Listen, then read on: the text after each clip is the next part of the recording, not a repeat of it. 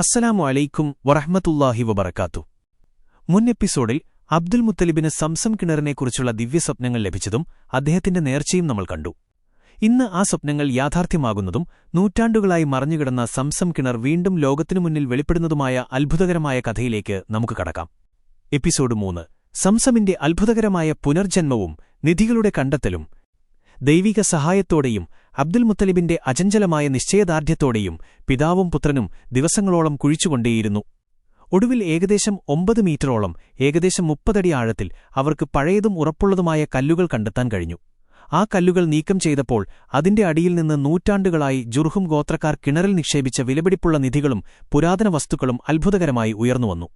മിന്നിത്തിളങ്ങുന്ന സ്വർണ്ണാഭരണങ്ങൾ, മുത്തുകളും രത്നങ്ങളും പതിച്ച ആഭരണങ്ങൾ, പുരാതനകാലത്തെ പ്രമുഖ ഗോത്രനേതാക്കളുടെ കൈവശമുണ്ടായിരുന്ന വാളുകൾ, ശക്തമായ കവചങ്ങൾ, വെള്ളം കുടിക്കാനുള്ള പാത്രങ്ങൾ എന്നിവയെല്ലാം അതിലുൾപ്പെട്ടിരുന്നു. ആ നിധികളോടൊപ്പം വർഷങ്ങളായി മറഞ്ഞുകിടന്ന സംസം കിണറിന്റെ ഉറവയും തെളിഞ്ഞു തുടങ്ങി.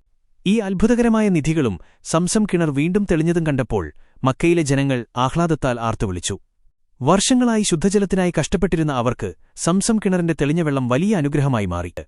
ഈ വിലപിടിപ്പുള്ള നിധികൾ കണ്ടപ്പോൾ ഖുറൈശി ഗോത്രത്തിലെ മറ്റു പ്രമുഖർക്ക് അവയിൽ പങ്കുവേണമെന്ന് വാദിച്ചുകൊണ്ട് രംഗത്തെത്തി. തങ്ങൾക്കും അതിൽ അവകാശമുണ്ടെന്ന് അവർ ഉന്നയിച്ചു.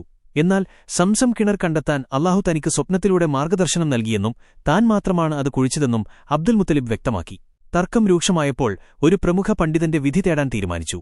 ആ വിധി അബ്ദുൽ മുത്തലിബിന് അനുകൂലമായിരുന്നു.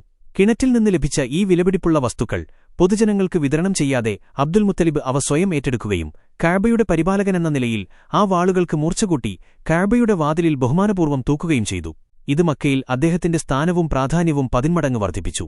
സംസമിന്റെ അവകാശം അബ്ദുൽ മുത്തലിബിനും അദ്ദേഹത്തിന്റെ കുടുംബത്തിനും തന്നെയാണെന്ന് അംഗീകരിക്കപ്പെട്ടു. പ്രിയ പ്രേക്ഷകരെ, ആകാംക്ഷ നിറഞ്ഞ ഈ ചരിത്രത്തിന്റെ 3-ാം അധ്യായം ഇവിടെ അവസാനിക്കുകയാണ്. സംസം കിണറിന്റെ അത്ഭുതകരമായ പുനർജന്മവും അതിൽ നിന്ന് കണ്ടെത്തിയ നിധികളും നമ്മൾ കണ്ടു.